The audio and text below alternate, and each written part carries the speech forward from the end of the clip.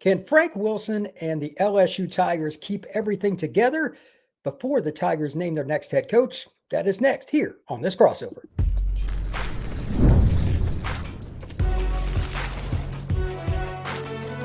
You are Locked On College Crossover, part of the Locked On Podcast Network. Your team every day. Into this crossover edition of Locked On the Portal and Locked On LSU. Thank you for being a part of the show today. And if you have not yet become an everydayer, I am Brian Smith, longtime college football recruiting analyst. I will be joined momentarily by Matt Moscona, voice basically of everything LSU and what's going on. We're going to get to that. But today's show is brought to you by our friends over at Gametime. Download the Gametime app, create an account, and use code LOCKEDONCollege to get $20 off your first purchase. You won't find an easier place to get tickets. I can assure you of that personally. Again, this is going to be about LSU's coaching search in addition to how do they manage the roster?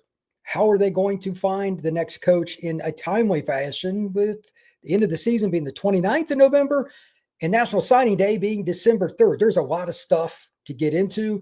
But first off, let's bring Matt onto the show. And thank you, sir, for coming on. Hey, Brian. Appreciate it. Obviously, it is a very busy time for anybody associated with LSU in any sporting capacity because LSU is the flagship program in the state and it's a unique school. I have history with it. You cover it in every fashion. Baseball, actually, I like your baseball podcast even better. LSU baseball is a lot of fun. Yeah, but man, it's way fun when they're winning championships, man. Hell yes. Right off the bat, Frank Wilson is as good a recruiter, in my opinion. I've covered recruiting most of my life in some capacity, as there is in the country. But how does one in today's world with the NIL, worrying about your roster in addition to recruits, how does Frank keep this ship in the right path? How do you do that? Yeah. He actually, when Frank met with reporters last week on Tuesday for the first time since being named interim, that was one of the questions he was asked. So first of all, there have been no opt-outs, which is interesting because you would assume you got some guys with eyes toward the NFL and maybe guys who realize that if they were here to win and then your championship goals are off the table. So that's first and foremost, I think, important. Something Frank's very good at. These guys on the team love Frank. A lot of them committed to play for Frank as the recruiting coordinator. And I shouldn't say play for Frank, but with him as the recruiting coordinator. So he was the right choice to sort of galvanize the roster. But the other thing that was interesting about the signing class, there's two things really. Number one, because Frank is a recruiting coordinator and has a lot of those relationships maintained, he and by extension, Austin Thomas, the general manager, I think a lot of the pillars that were in place that got a lot of these guys to commit to begin with are still there. Number one. Number two, you can't forget, Louisiana is a state that allows high school NIL. I know most do, but effectively, the way that the collective has worked throughout college football the past few years, which is effectively pay for play, you can't do that anymore with your roster in college football, but you can pay the high school players through the collective. So a lot of these guys that are committed, especially the blue chip guys, they already have NIL deals through LSU's collective. So they're already getting paid by the collective. And the way, as I've been told, that those contracts are structured was that if they decommit, they would have to repay the money that's already been paid them. Now, certainly you could have a situation where the school they flip to strokes that check. If it's a good enough prospect, then it would be worth doing. But that's something to consider that, Brian, like in this era, unlike past eras, a lot of these commitments they are financially bound to the school they're committed to already. So there's another variable there that might keep them committed. So there's a lot of reasons why you haven't seen turnover. So no opt-outs and no decommits since Brian Kelly's firing. I was surprised that everybody, they've got a kid from LA that's a DB, et cetera, that are out of state. The in-state kids, as soon as he got fired, I'm like, I've lived in Louisiana. Most of these kids wanted to go to LSU anyway. They might lose one. But it's the out-of-state kids that are iffy. Have you heard any rumblings on that, or what's the deal there? So who you're talking about is Haven Finney. Haven Finney was the number one cornerback in the country for 2027.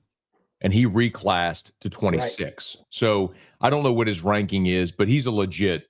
I mean, he's the dude with the long arms. It looks like a pterodactyl on the outside. You just he's an incredible player. And I had a chance to talk to his dad, Haven Finney Sr. Whenever he committed, and like there is no ambiguity. He is committed to Corey Raymond, the LSU defensive backs coach. So and even this week, I know Haven Finney Jr. made some comments that forgive me, I can't remember which of the recruiting service. I'll always like to give attribution. I just can't remember offhand. Made some comments that like, as long as Corey's there, still good. So I think the thing to watch there specifically is whoever the new coach is, does that coach retain Corey Raymond?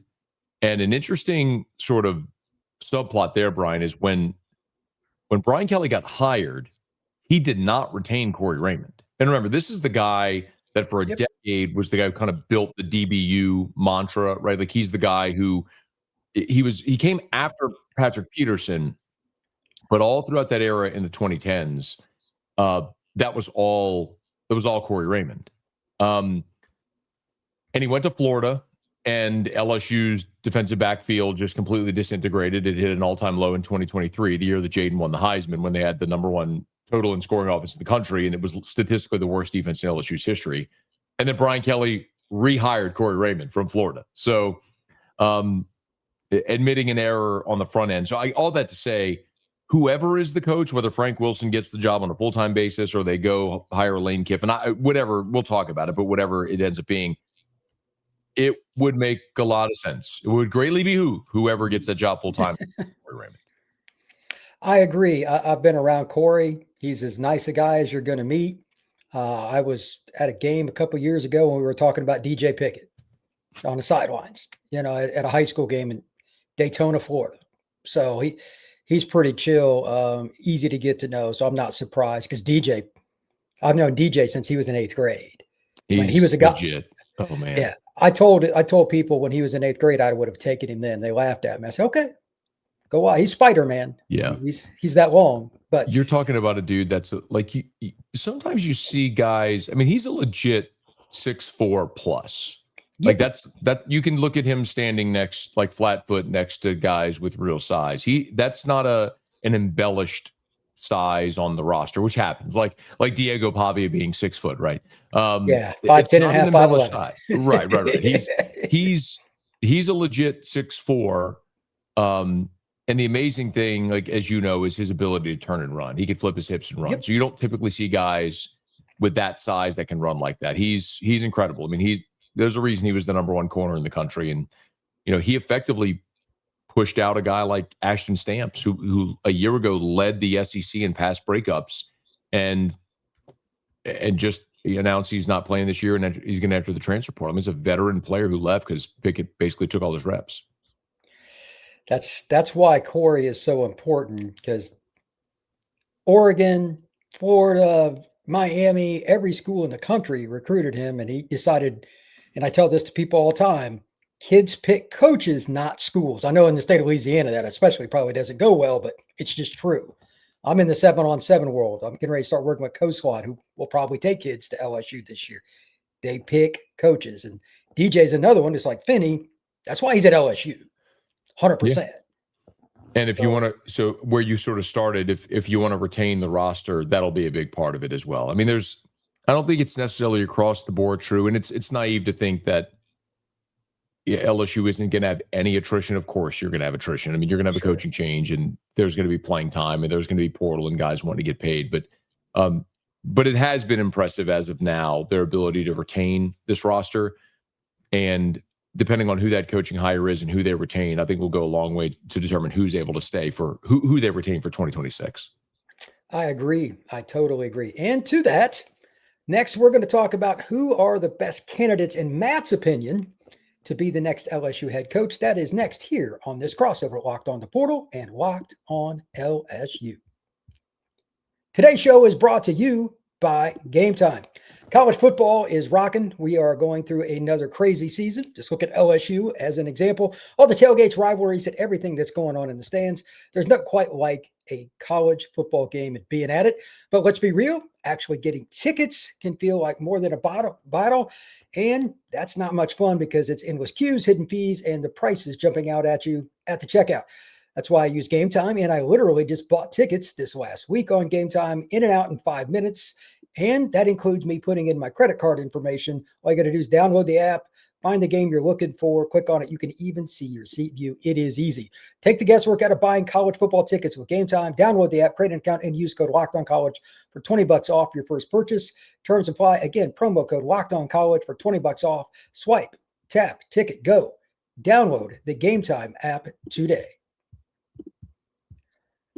All right, Matt. Thank you once again for coming on doing this crossover. This is fun. Probably not much fun for you in some ways because I'm sure your phone is probably Grand Central Station right now. But I'm just going to throw out some names. You tell me whether you think, as somebody's a lifelong LSU guy and covering them, not only is it a fit, do you think the LSU fan base, which can be rather particular, will accept that hire at least initially? Of course, if you start winning, everything changes. But number one, Lane Kiffin. Like, everybody's got an opinion on him, and I know he's winning. Do you think the LSU fan base would get behind him from day one, yay or nay? Yeah, I think he's at the top of everyone's wish list, right? Now, I don't know if it's realistic, Brian, but Lane is the guy that I think everyone, as they start the conversation, sort of covets for a lot of reasons. I mean, look, he's also beaten LSU 2 of the last 3 years. Sure. They won this year in Oxford. And I think everyone sees a more mature Lane Kiffin. The interesting thing, too, is, listen, 4 years ago when LSU was hiring a coach, LSU and Florida were both open, just like they are now. And neither LSU or Florida gave Lane Kiffin an interview. And I know that did not sit well with Lane Kiffin. He also now is at a very different point, I think, in his career and his life. It's pretty obvious than he was 4 years ago. So I don't know that Lane Kiffin is, number one, eager to leave Ole Miss, because I think this season is proving he has the resources to get to the playoff and possibly win in Oxford. I think the other gigantic question about Kiffin is, when you look at the contract, it is going to take a 9-figure, $100 million guaranteed contract to get Lane Kiffin away from Ole Miss.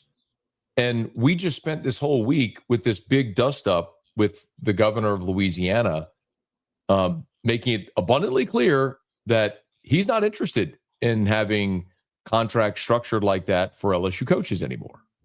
So if you're not going to give him the contract, like, why would Lane Kiffin leave Ole Miss for an incentive-based contract? I don't think he would. So I don't know. LSU's basically got to make a decision if they're willing to pay that number. And if they are, and let's say Ole Miss bows out of the playoff early, provided they make it, which I assume they will, then maybe you have that conversation. But Brian, paint the picture where Ole Miss gets in the playoff, they win their opening round game. Let's say they play on New Year's Day and they win their quarterfinal game. Well, now you've missed the December signing period, and you're bleeding into the January portal period, and there's only one portal window now.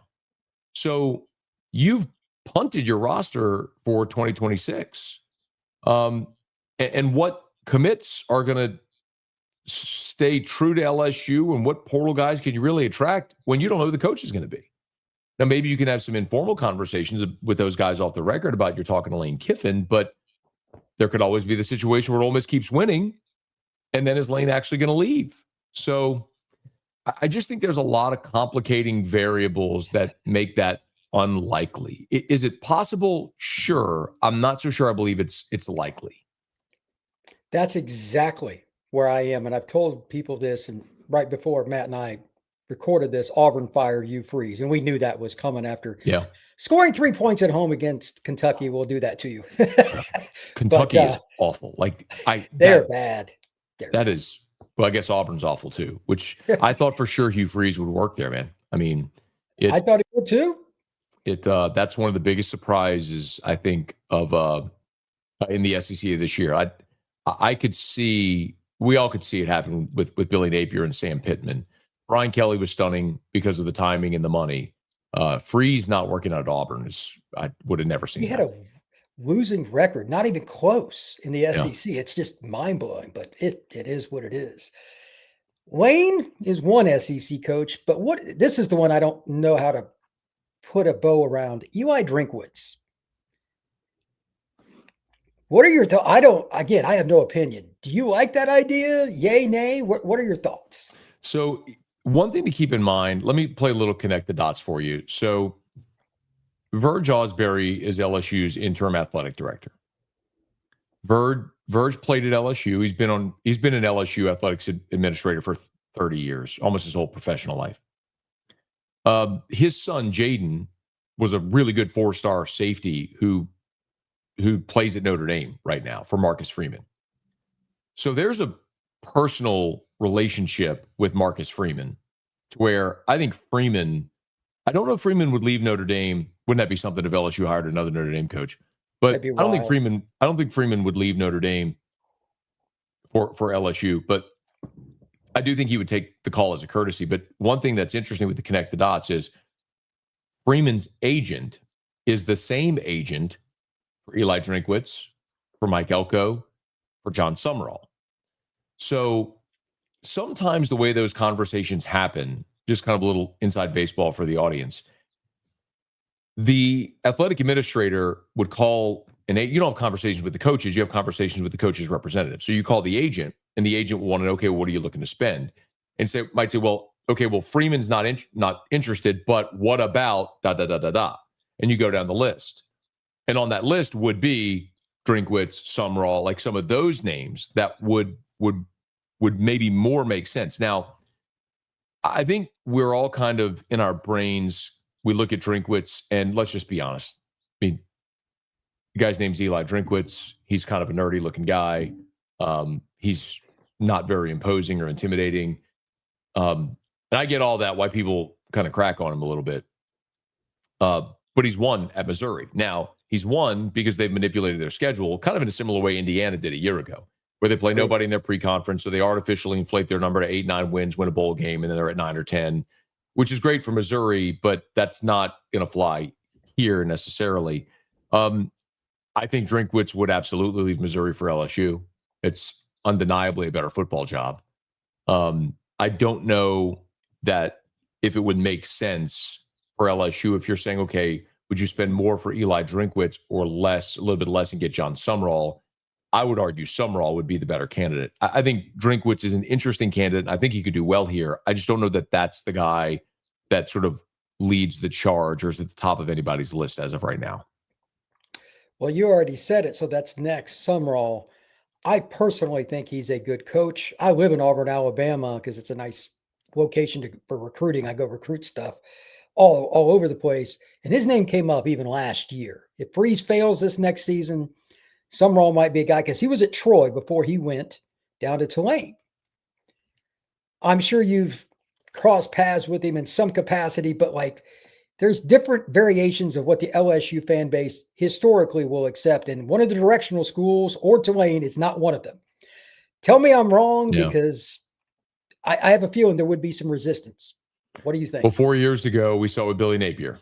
Napier was the hottest name among the G5.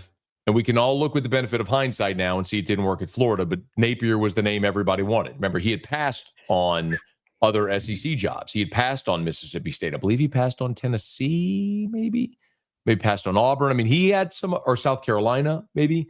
So Napier was the guy, but here the word was, you can't hire the coach from UL Lafayette. And again, I think that's short-sighted. I think it's downright stupid. But I do think there would be people who said the same thing about Summerall. Now, I would love it if LSU hired John Summerall.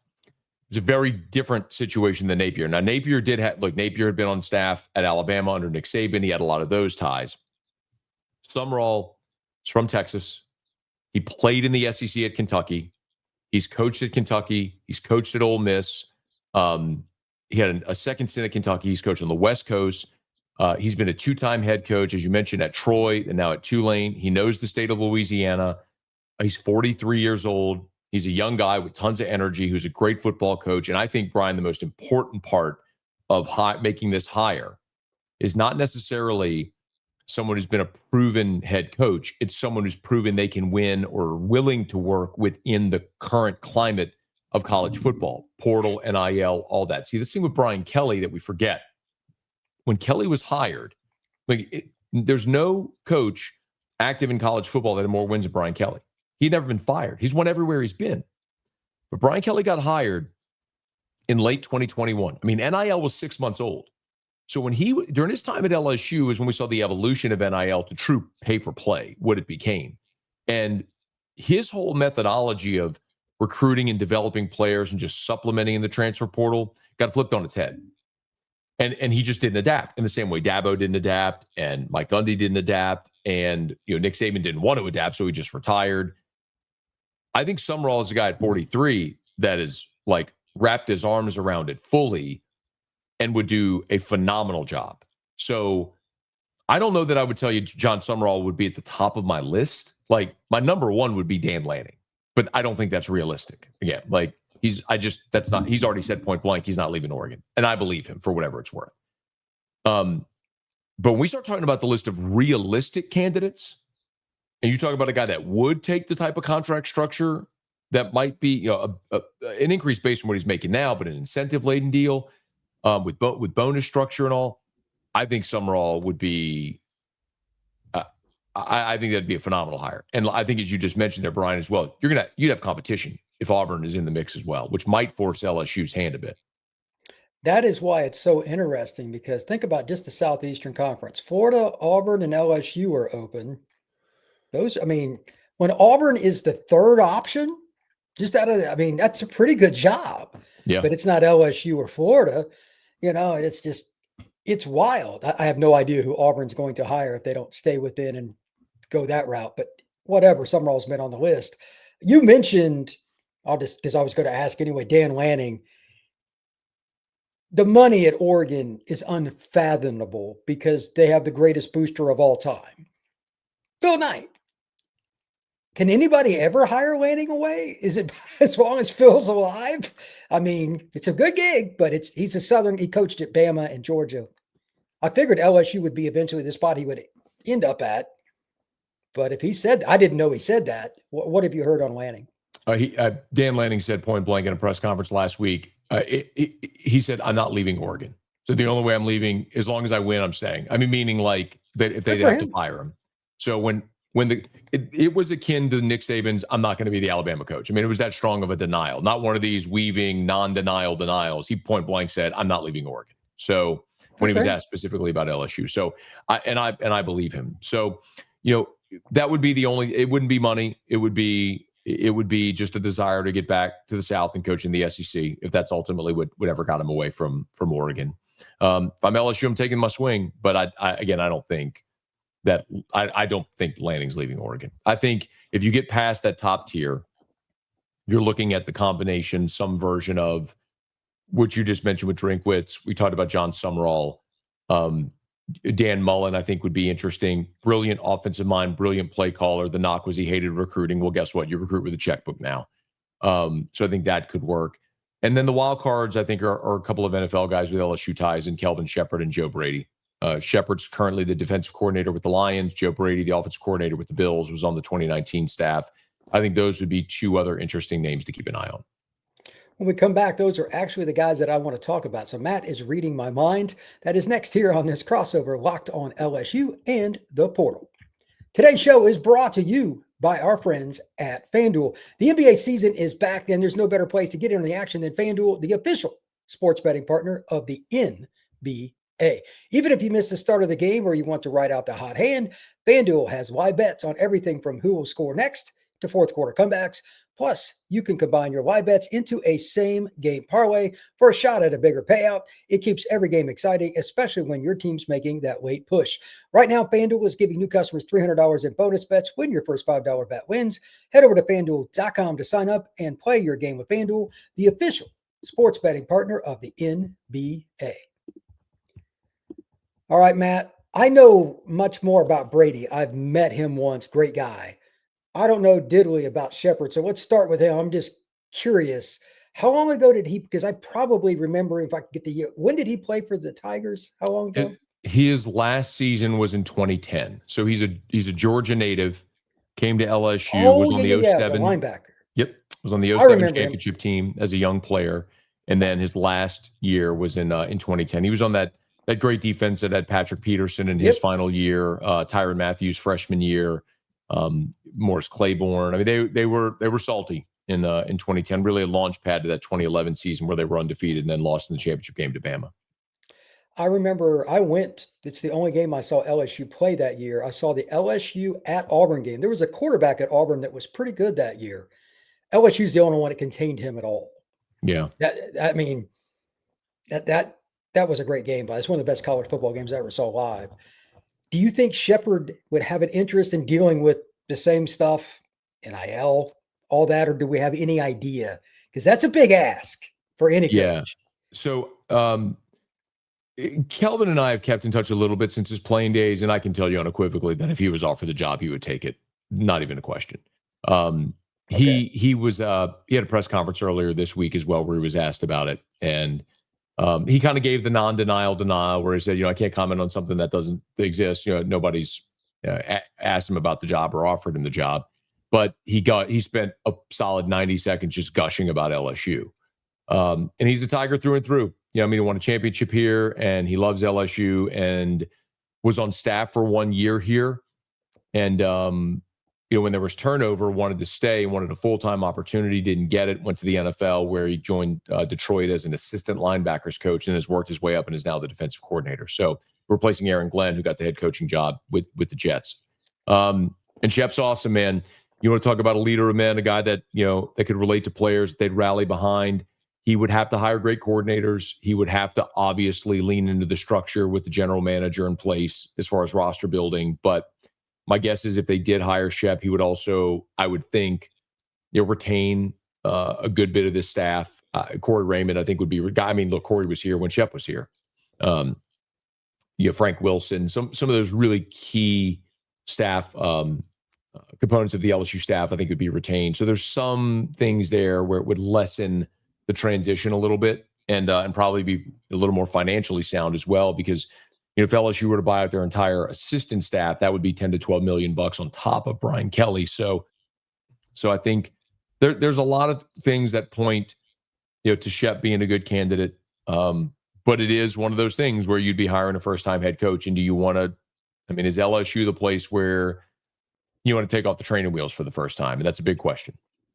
I mean, there aren't very many that do well at a job like LSU, but if you're dialed into the program, you're a grad, it certainly helps. Yeah, I would think. And at LSU, I'm not saying that, some people say it recruits itself. That's a little far, but it might be the best job in the country in terms of you're going to get X number of kids every year, pretty much by default. LSU, you could argue, is the best job in the country. So that is what I always say, Brian, is LSU and Ohio State are the only two programs where they're the only Power 4 program in a talent-rich state. There's places like Arkansas that it's the only Power 4, but there's no talent in Arkansas. No. But you look at Louisiana and Ohio, and I kind of give a little asterisk with Georgia. I mean, Georgia Tech's there, but if we're being real, Georgia and Georgia Tech aren't exactly fishing in the same pond for recruits. But it's a giant advantage that an LSU coach will always have. I mean, you can throw a rock and you're hitting 4 and 5 stars in Baton Rouge, New Orleans, Lafayette. I mean, you can run through just look at the receivers: Odell Beckham, Jarvis Landry, Jamar Chase, Justin Jefferson, Brian Thomas, Malik Neighbors. I mean, all these guys, Kayshawn Booty, all these guys were within 60 miles of LSU's campus. I mean, it's insane. It's a crazy place, man, where they breed great football players. It matters a lot here, and most of them want to go to LSU from the moment they're born. So it's a giant advantage. Last guy, and that is Joe Brady. I met him once on the recruiting trail, ironically, in Georgia. Great guy, very intelligent. But the knock has always been he doesn't want to recruit. He doesn't like it. I'm going to guess the NIL factor does not help. I'm guessing he's never coaching college again, unless he's just like at the end of his career as a coordinator or something. Any chance, or is that just dead in the water? Well, I think there's a chance that could happen because of this era where you don't have the recruiting game has just changed so much. I don't want to say it's not important, but here's an example I've given often, Brian. So Jakeem Stewart, okay. Jakeem Stewart's kid from New Orleans, went to St. Aug. So Frank Wilson, LSU's interim head coach, St. Aug alum, legendary player. Jakeem Stewart was the number one defensive tackle in the country for the class of 2026. But he wanted to reclass and graduate early. Well, St. Aug doesn't allow that. They don't allow reclass and all. It's a private school that just didn't allow it. So he transfers to Edna Carr in New Orleans. Frank Wilson basically facilitates the whole thing. The transfer, talks to the archdiocese to get him the classes he needs to make sure that he can graduate early. 100 times out of 100 in a former era, that kid's going to LSU. 100 times out of 100. He's at USC right now because USC paid him $2 million and LSU's NIL deal stopped at 1.2. Like, it's just not the same game anymore.